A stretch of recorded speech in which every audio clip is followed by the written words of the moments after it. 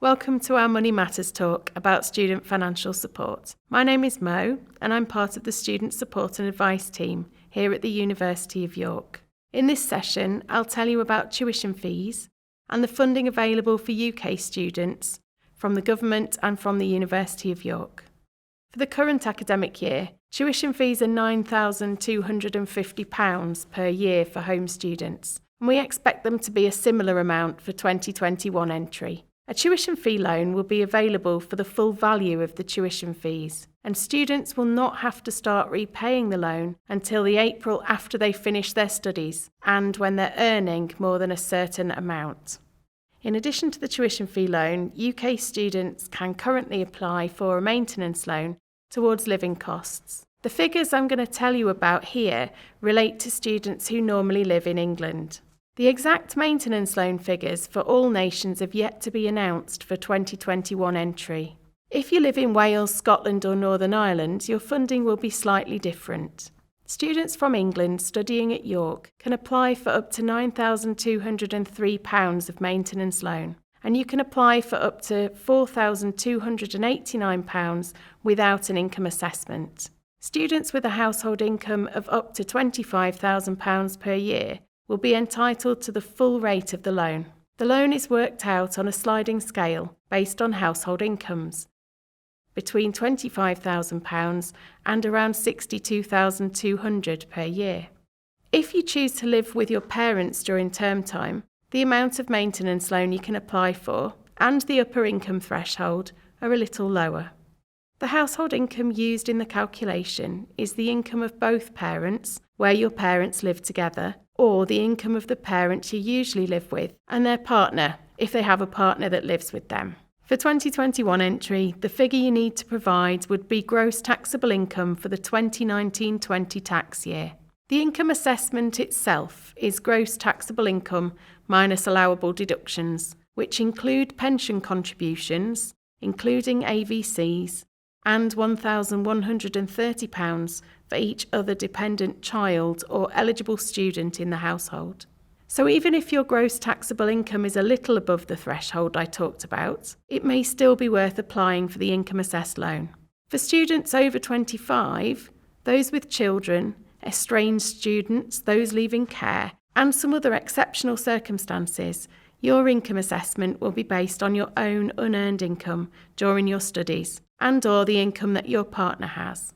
In addition to all of the support I've already mentioned, some students may be eligible for supplementary grants. If you have an adult or child who's dependent on you, then you may be eligible for an income-assessed dependence grant or childcare grant. If you're planning to go abroad to study, depending on your household income, you may be eligible for a travel grant to help you meet the costs of travel, visas and insurance. Disabled students, students with a long-term health or mental health condition, and students with a specific learning difficulty such as dyslexia may be eligible for additional support to enable you to study at university. You don't need to have received support in school to get this additional support. A disability practitioner can advise you further.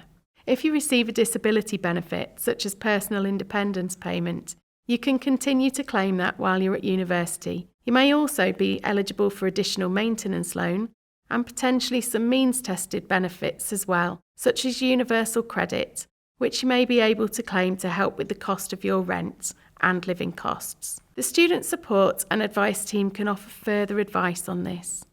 In addition to everything else I've mentioned, if you're planning to study nursing or midwifery, you can get an additional £5,000 in grants for living costs and assistance with your travel to placement costs, and those come from the NHS Learning Support Fund. There may also be additional non-repayable support if you have child dependents.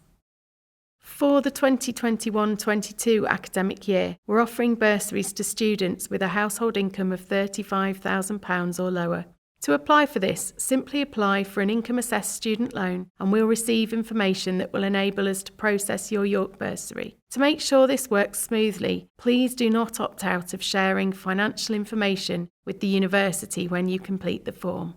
Applications for student finance usually open around March. If you normally live in England, you can apply at gov.uk. Please do apply for support as soon as possible. You do not need to wait until you have an offer of a place at university to apply. If your income is likely to be much lower in the 21-22 tax year than it was in the 2019-20 tax year, you can apply for a current year income assessment, but you still have to provide the 19-20 information first. It's possible to provide household income details separately, so parents, you don't have to pass on all your income information to the student in your household. If you're on a nursing or midwifery course, you'll be able to register separately for a Learning Support Fund account, usually around the time you begin your studies. Please check our website for details of any other scholarships and bursaries that you might be able to apply for.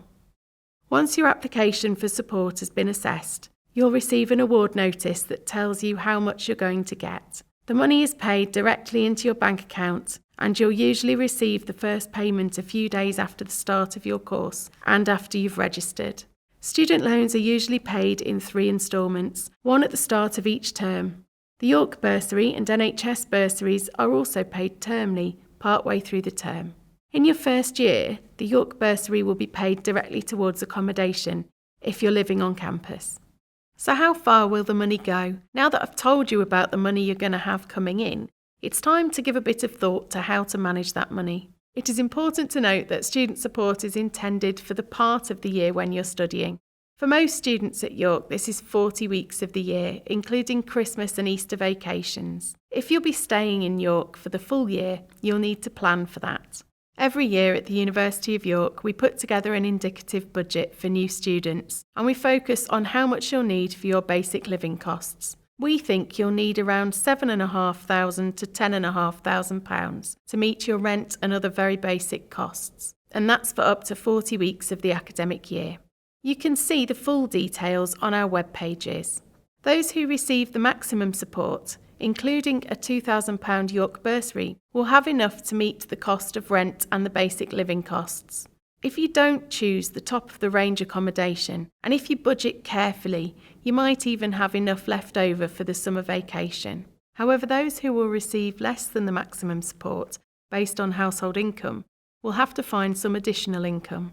Where you're assessed to receive a reduced amount of financial support because of household income, you'll need to think about how any shortfall will be met.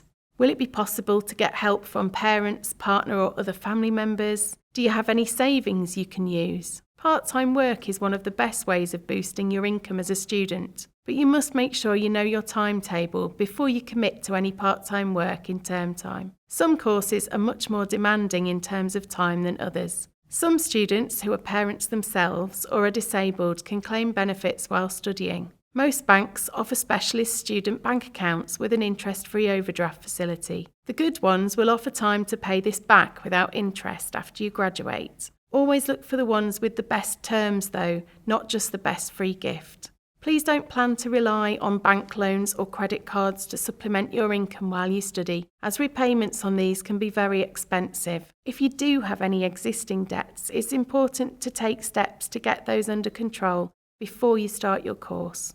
After your studies, your tuition fee loan and maintenance loans are added together to form one borrowed amount. The information I'm about to tell you applies to England and Wales. The threshold for repayment is lower in Scotland and Northern Ireland. Interest will be added to your loan at the same rate as the retail price index plus 3% from when you take out your loan. After you finish your degree programme, the amount of interest added to your loan will vary according to how much you're earning. If you're earning less than £26,575 per year, you won't make a repayment and interest will be added at the rate of the retail price index only. If your earnings reach £47,835 per year, interest will be added once again at the RPI amount plus 3%. If your earnings or profit is between £26,575 and £47,835 per year, the interest will be added on a sliding scale between RPI and RPI plus 3%, depending on your earnings.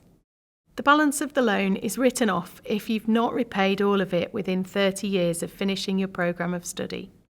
Your repayments are based on 9% of the difference between your annual salary and £26,575. It's important to remember that you'll only start to repay your loan when you've finished studying and when you're earning more than £26,575 per year. This means that during any period where your salary falls below that amount, your repayments will stop. So it's not like a mortgage or a personal loan. You will only make repayments when you can afford to do so. Repayments are based purely on your own income and not on your partner's income. If you stay in the UK, repayments will normally be deducted from your salary or profit via the tax system. If you move away from the UK, there's a slightly different system of repayment. There's more information on the gov.uk website.